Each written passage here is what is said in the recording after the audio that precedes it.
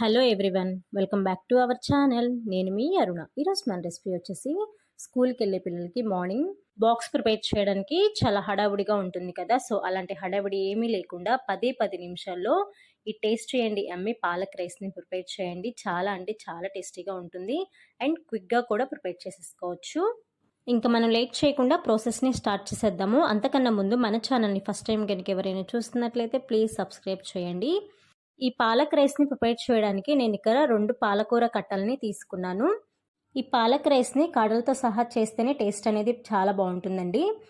ఇలా తీసుకున్న పాలకూరని ఒక 2-3 టైమ్స్ బాగా వాష్ చేసుకొని ఒక ప్లేట్లో పెట్టుకొని రెడీగా పక్కన పెట్టుకోవాలి. ఇప్పుడు స్టవ్ ఆన్ చేసి గిన్నెను పెట్టుకొని ఇందులో ఒక 1/2 లీటర్ వరకు వాటర్ని వేసుకోవాలి. ఈ వాటర్ కొంచెం వేడైన తర్వాత మనం ముందుగా వాష్ చేసుకొని పెట్టుకున్న పాలకూర ఆకుల్ని మొత్తాన్ని కూడా ఇందులో వేసుకోవాలి. ఒక 5 మినిట్స్ వరకు పాలకూరని చక్కగా బాయిల్ చేసుకోవాలండి. ఈ ప్రాసెస్ మాత్రం అస్సలు మిస్ అవ్వకూడదండి. ఎందుకంటే ఈ పాలక్ రైస్ చేయడానికి ఈ పాలకూర ఆకుల్ని ఈ విధంగా బాయిల్ చేస్తేనే టేస్ట్ అనేది చాలా బాగుంటుంది. వీడియో క్లిప్పింగ్లో చూపిస్తున్నట్లు ఈ విధంగా బాయిల్ అయితే సరిపోతుంది. ఇలా బాయిల్ అయిన పాలకూర ఆకుల్ని ఒక బౌల్లోకి తీసుకొని చల్లారేంత వరకు పక్కన పెట్టుకోవాలి.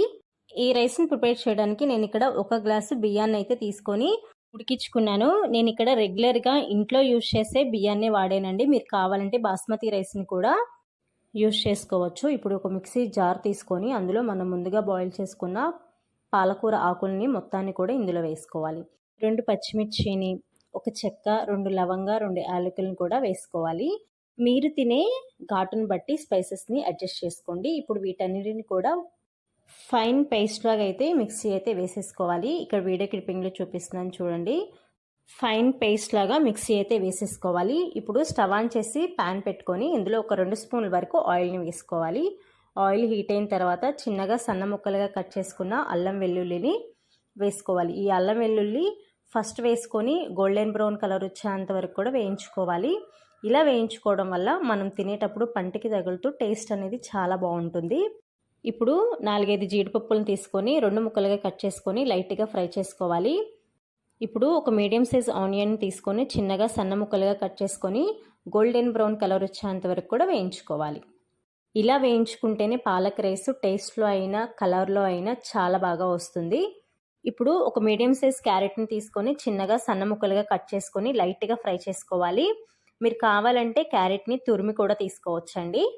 క్యారెట్ లైట్గా కలర్ చేంజ్ అయిన తర్వాత మనం ముందుగా మిక్సీ వేసుకున్న పాలకూర మొత్తాన్ని కూడా ఇందులో వేసేసుకోవాలి. ఈ విధంగా వేసుకున్న తర్వాత ఆయిల్ పైకి వచ్చేంత వరకు మీడియం ఫ్లేమ్లో పెట్టుకొని నిదానంగా వేయించుకోవాలి.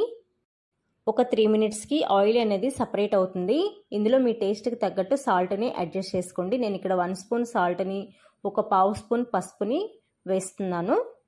ఇలా వేసుకున్న తర్వాత ఒక 2 మినిట్స్ వరకు ఫ్లేమ్ని మీడియం ఫ్లేమ్లో పెట్టుకొని ఆయిల్ పైకి వచ్చేంత వరకు కూడా వేయించుకోవాలి. ఇలా వేయించుకున్న తర్వాత మనం ముందుగా రైస్ని ఉడికించుకొని ఫ్యాన్ కింద ఆరబెట్టుకొని ఉంచుకున్నాం కదా, ఆ రైస్ మొత్తాన్ని కూడా ఇందులో వేసుకోవాలి. ఇలా వేసుకున్న తర్వాత గరిటెతో పాలకూర మొత్తం కూడా రైస్కి పట్టేలాగా బాగా కలుపుకోవాలి. ఇలా కలుపుకునేటప్పుడు సాల్ట్ కనుక మీకు సరిపోకపోతే ఇప్పుడు సాల్ట్ని అడ్జస్ట్ చేసుకోవచ్చు. చూసారు కదా రైస్ని కలర్ఫుల్గా ఎంత బాగా కనిపిస్తుందో. టేస్ట్ కూడా చాలా బాగుందండి. మీరు కూడా ఇంట్లో ట్రై చేసి మీ పిల్లలకి లంచ్ బాక్స్లోకి ప్రిపేర్ చేయండి. చాలా అంటే చాలా టేస్టీగా ఉంటుంది.